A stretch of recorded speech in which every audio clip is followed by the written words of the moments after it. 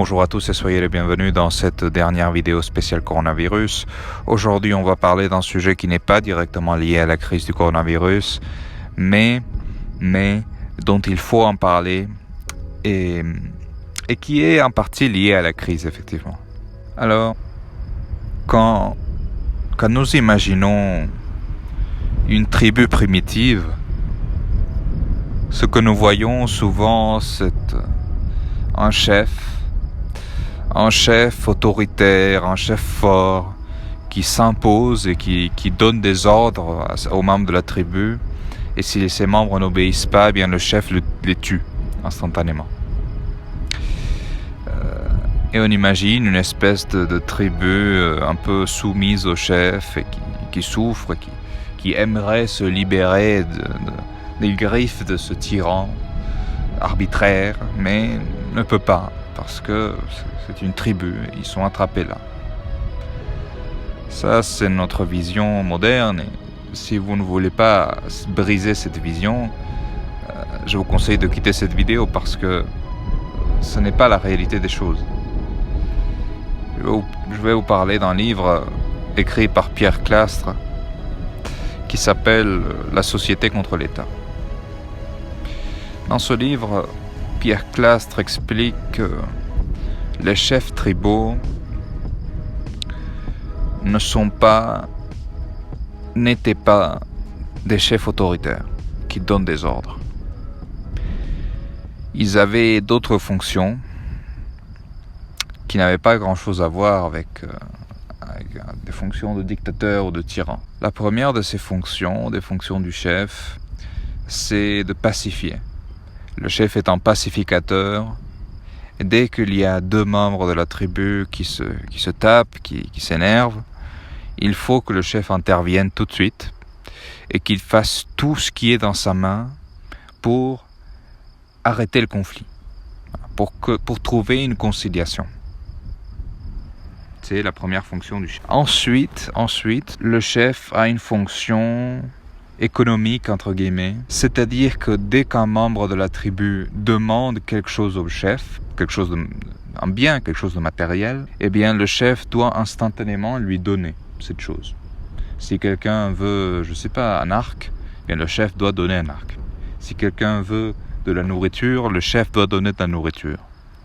Voilà. Le chef n'a pas le choix, il doit donner dès qu'on lui demande. Donc le chef est en fait l'homme le plus pauvre de la tribu, parce qu'il doit toujours tout donner.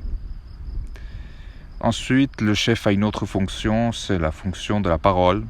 Le chef doit parler, il doit donner des discours. Mais ces discours ne sont pas les discours d'un politicien qu'on pourrait entendre aujourd'hui. Ce sont des discours traditionnels, rituels. Et Pierre Clastres, parce que Pierre Clastres, il est allé voir les tribus, il n'a pas seulement étudié des livres, il est allé voir les tribus, il a constaté que certains membres de la tribu parlaient entre eux pendant que le chef parlait, ou même s'endormaient ou s'assoupissaient, parce que ces paroles n'ont pas tellement d'importance. L'importance, c'est plus que le chef parle que les paroles en elles-mêmes. Donc, ce que Pierre Clastres nous dit, c'est que ces trois fonctions du chef tribal, être un pacificateur, donner toutes ses possessions, faire des discours, ces fonctions, en fait, elles ont un rôle primordial. C'est d'empêcher l'émergence du pouvoir. C'est-à-dire, en d'autres mots, empêcher l'émergence de l'État. Le chef est pacificateur, c'est-à-dire qu'il va empêcher qu'un membre de la tribu puisse tuer un autre membre et voler ses possessions, par exemple, ce qui pourrait donner lieu à une tyrannie de cette personne sur le reste. Le chef a la fonction de donner toutes ses possessions. Cela va lui empêcher d'accumuler des richesses. Le chef a la fonction de faire des discours, mais ces discours sont relativement vides, ce sont des discours traditionnels et n'ont pas tellement d'importance. Ça va lui empêcher de captiver sa population par des discours bullshit, comme on peut les entendre aujourd'hui par les politiciens, et ainsi de propicier l'émergence d'un État. On aurait tort de se moquer des tribus parce qu'il y a une vraie sagesse, il y a une vraie compréhension de comment fonctionnent les sociétés humaines, de comment fonctionne l'humain en général. Les tribus, inconsciemment ou consciemment, elles savent qu'il y a toujours une tendance à l'émergence de cet État. Parce qu'il y a toujours des individus qui veulent accéder au pouvoir. Maintenant, revenons à nos sociétés qui sont des sociétés à État, c'est-à-dire des sociétés où le pouvoir existe. À l'ère mérovingienne, à l'époque de Clovis, le roi de ce qui n'était pas la France encore, avait la propriété des territoires. Le roi était propriétaire, la propriété privée, des territoires, des terrains. C'est pour cette raison que les rois francs, lors de l'héritage, lors de son décès, ils ont divisé son territoire en plusieurs parties parce que selon la tradition, il fallait donner un héritage égal à tous ses successeurs. On ne pouvait pas avoir un successeur qui prendrait tout, non, il fallait que la répartition soit égale. Et comme le royaume faisait partie de la propriété, du patrimoine, eh bien, il fallait que ce territoire, que ce royaume soit divisé. En réalité, la République, la res publica, la chose publique, ce qui est commun à tous, c'est quelque chose d'extrêmement fragile et surtout d'extrêmement difficile à construire. Quand l'Empire romain d'Occident s'est effondré, il a fallu pratiquement un millénaire pour reconstruire cette notion de bien commun, cette notion de chose publique, cette notion d'État, si vous voulez. C'est la modernité qui nous a amené ça. Et la Renaissance n'était pas seulement une renaissance artistique, scientifique. Non, c'était une renaissance, politique.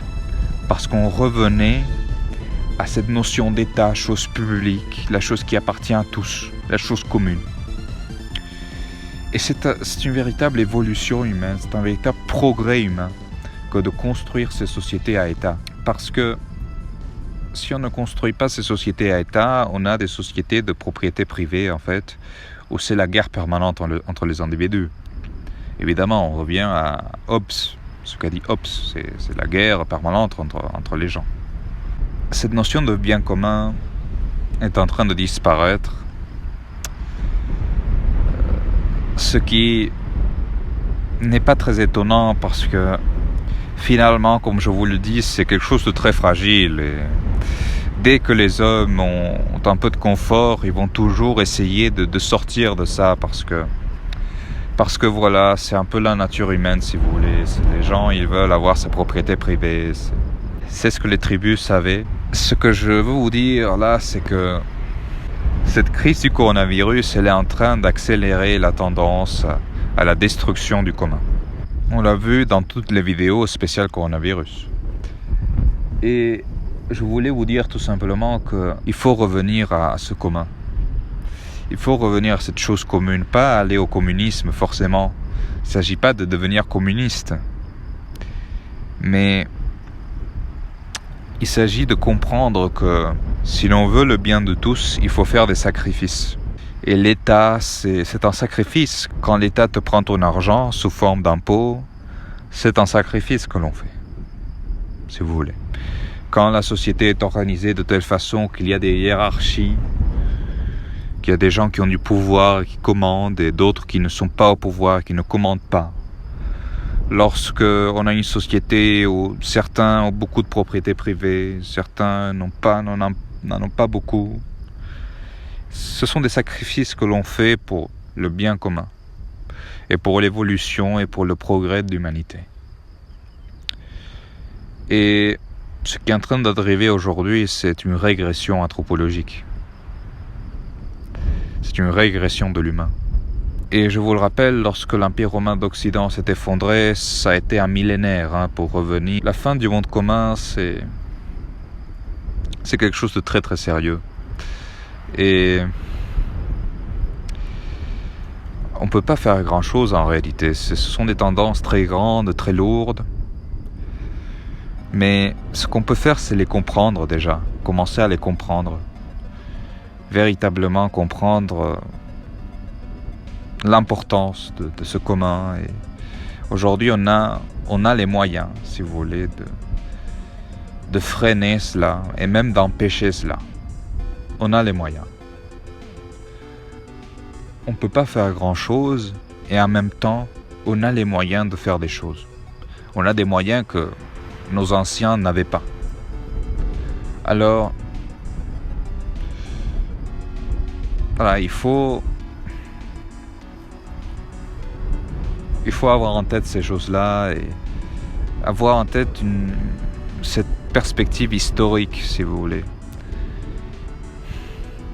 Ce qui nous attend, ce qui attend nos enfants, les générations suivantes, si le commun est détruit, si l'État est détruit, si l'on revient au néo-féodalisme qui est en train de se préparer, ce qui nous attend concrètement, c'est le Moyen-Âge. Et c'est pas pour être alarmiste, mais peut-être pas au niveau matériel, je veux dire.